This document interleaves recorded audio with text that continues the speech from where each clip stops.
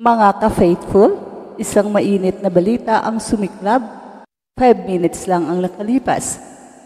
Isang tila panibagong pagkakaalitan ang nabunyag sa pagitan ng dalawang dambuhalang personalidad ng simbahan, Cardinal Raymond Burke at Cardinal Luis Antonio Tagle. Pero teka, hindi ito ordinaryong chismis. Hindi itong simpleng away. Ang labanan na ito ay tunggalian ng pananaw, ng sakripisyo at ng kinabukasan ng ating simbahan.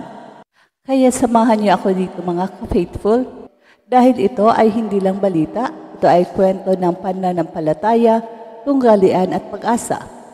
Alam natin kung sumusubaybay ka sa takbo ng simbahang Katoliko sa ilalim ni Pope Francis, isa sa mga pinakamaingay, pinaka-progresibong boses ay walang iba kundi si Cardinal Luis Antonio Tagle. Siya ang simbolo ng awa, inclusivity at reform sa loob ng simbahan. Pero sa kabilang banda, matatag, tahimik, pero matalim ang mga pahayag ni Cardinal Raymond Burke. Siya ang naging mukha ng tradisyon, ng conservatism at ng paninindigan sa dogma ng simbahan. Sa madaling salita, kung si Cardinal Tagle ang puso, si Cardinal Burke naman ang gulugod. Isang simbahan, dalawang kardinal, dalawang napakaibang direksyon. Hindi pa man direktang binanatan ni Cardinal Burke si Cardinal Tagle sa kahit anong interview, ramdam na ang tensyon.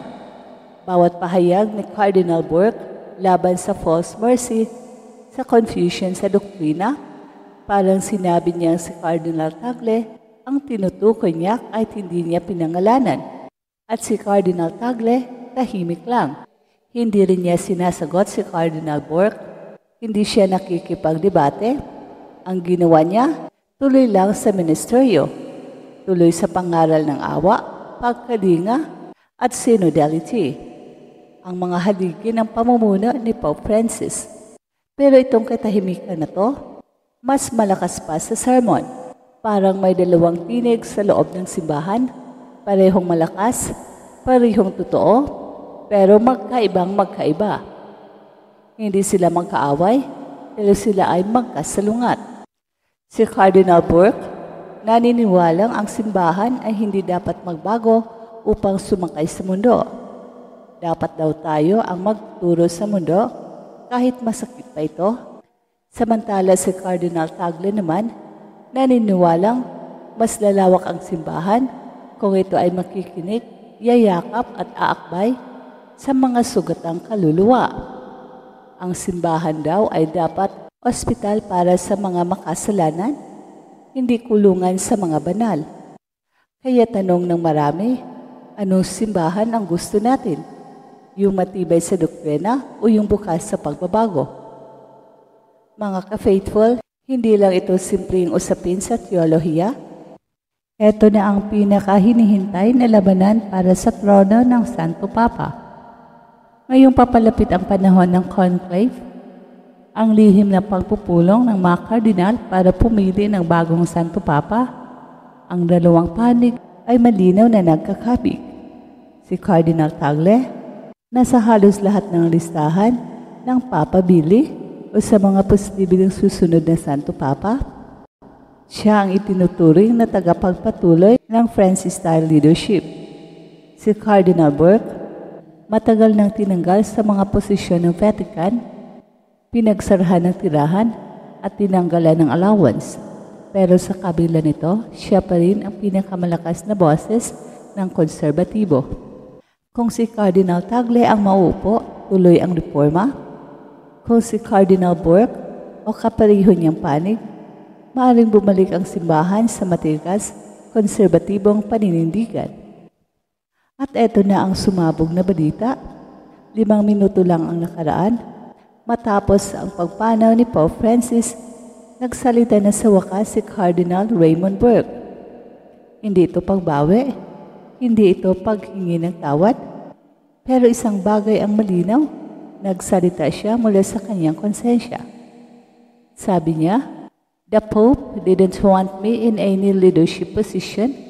but he denied being an enemy, and so do I. Tahimik, malalim, mabigat, aminado siyang hindi siya kalaban, hindi siya rebelde, nananatili siya sa loob ng simbahan kahit na siya ay tinaboy. At bakit? Dahil para sa kanya, when doctrine is endangered, silence is not love, it is betrayal. Matapos ang pahayag, hati ang mundo ng simbahan, ang mga tradisyonalista palakpakan. He stood for truth when it wasn't popular, sabi ng ilan. Ang mga progresibo gulat, wala man lang kahit konting pag-amin ng pagkakamali. Ang mga moderado, nalito, mahal niya ang simbahan, pero ano ang kapalit ng pagkakaisa? Ang pahayag ni Cardinal Burke ay hindi nagtapos sa away, pero nabukas ito ng mas bagong yugto ng pag-uusap tungkol sa kaluluwa ng ating simbahan. Mga ka-faithful, ang simbahan ngayon ay nasa crossroads. May dalawang uri ng Katolisismo.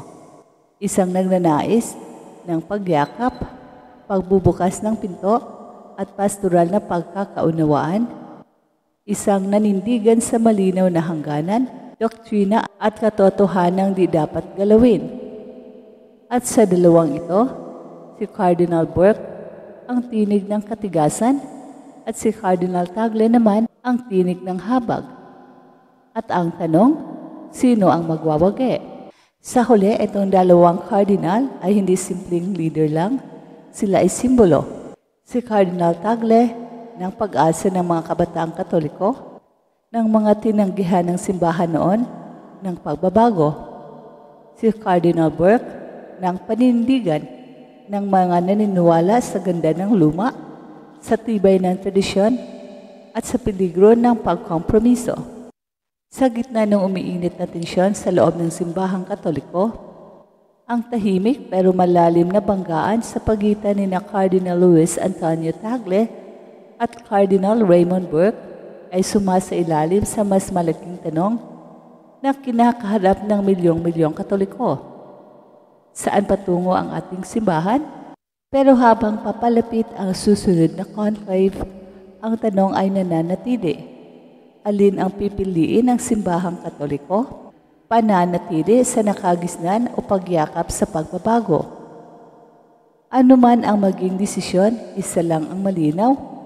Ang tagbo ni Cardinal Tagle at Cardinal Burke ay hindi lang personal na pagtutunggali, kundi isang representasyon ng crisis at pag-asa na sabay na bumabalot sa puso ng simbahan.